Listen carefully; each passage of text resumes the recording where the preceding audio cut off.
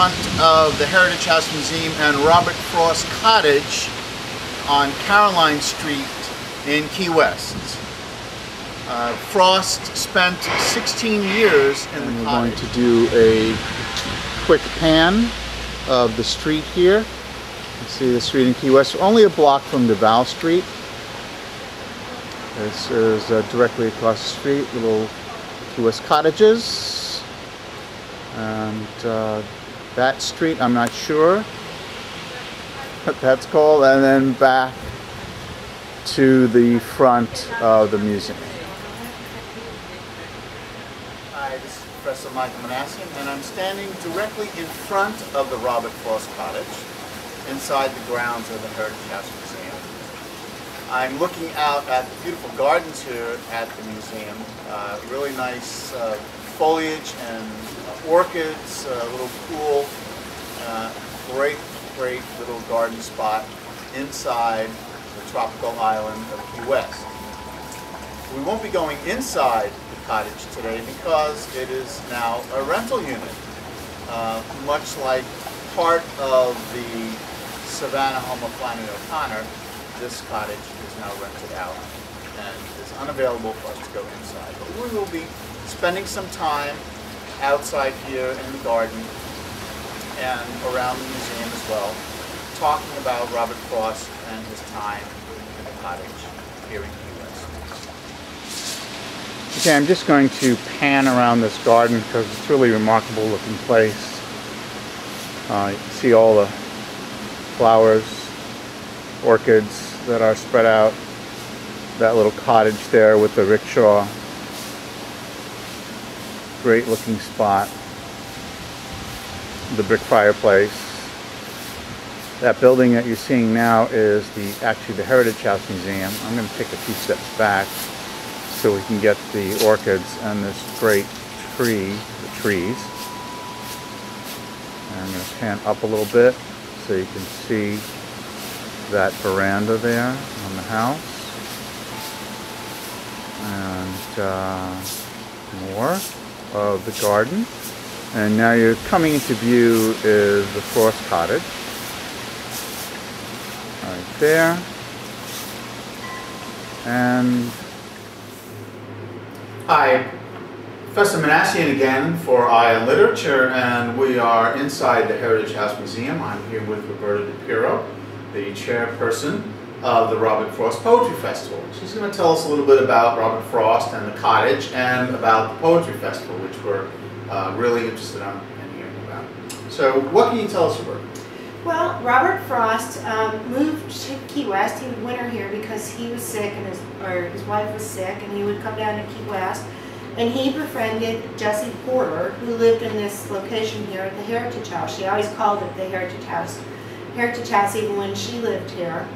And she always liked to bring in literary people around her, and theatrical people and movie stars. They all came here to visit Miss Jessie. And so he lived here in the cottage, the shuttered cottage in the back here, and he would winter every winter here.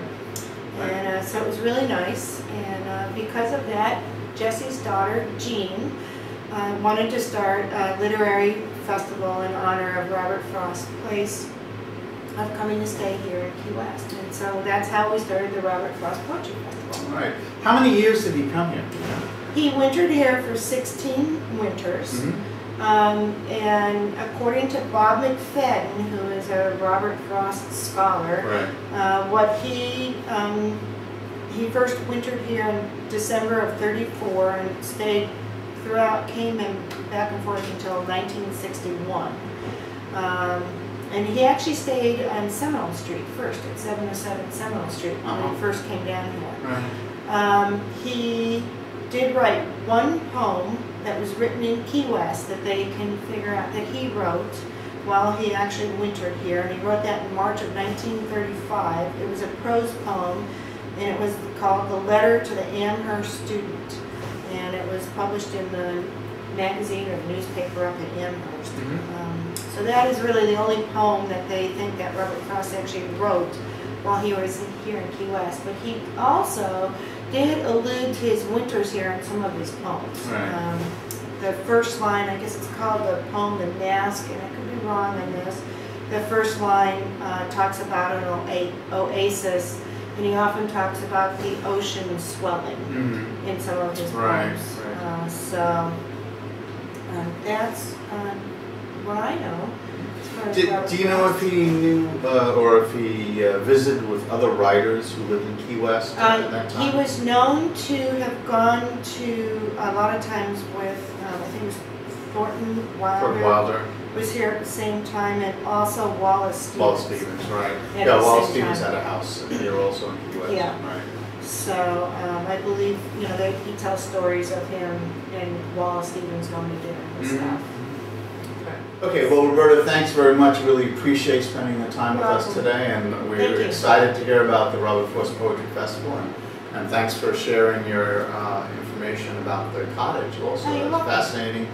Great place down here at Heritage House Museum, and the Robert Frost Poetry Festival sounds like a terrific event. Thank you. April 9th through the 13th. And it's every year, so if you miss this year, you can come next year. That's right.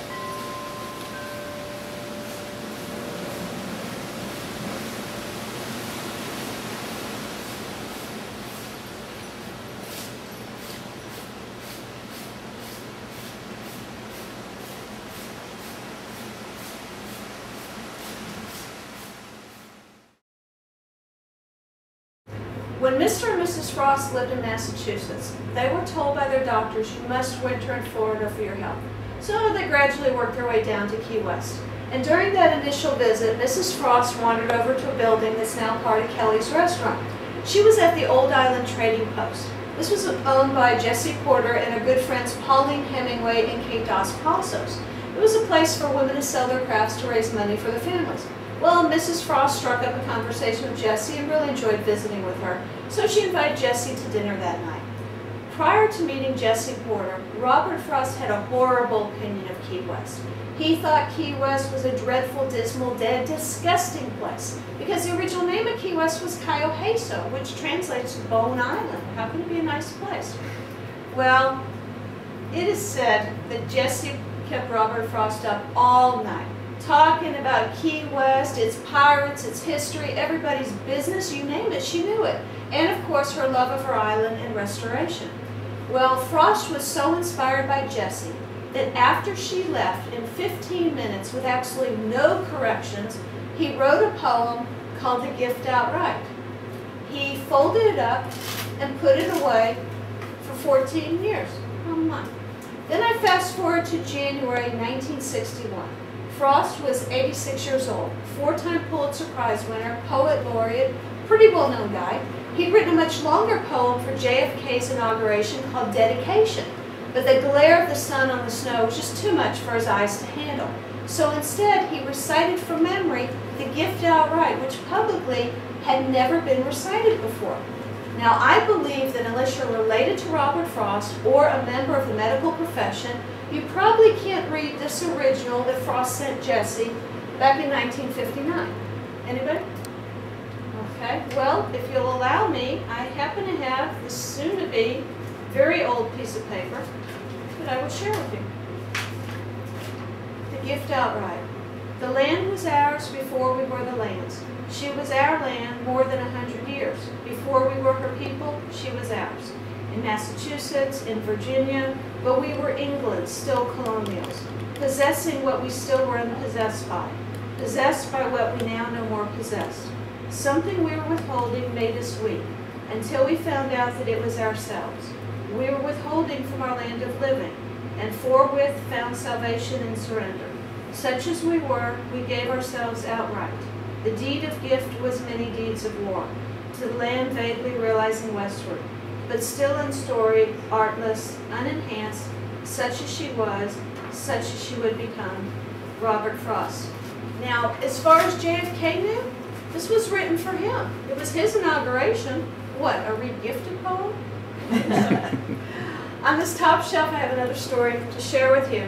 This contains part of Jessie's wonderful collection. At the holidays, Frost sent each friend a holiday greeting in the form of a poem that was not previously published. It was illustrated, it was inscribed, And its hope was that each friend would have something that would gain in value and help keep Frost's name alive. I don't think I can work. This is Professor Minassian from Key West, Florida, the Robert Frost Cottage, saying goodbye for Eye on Literature.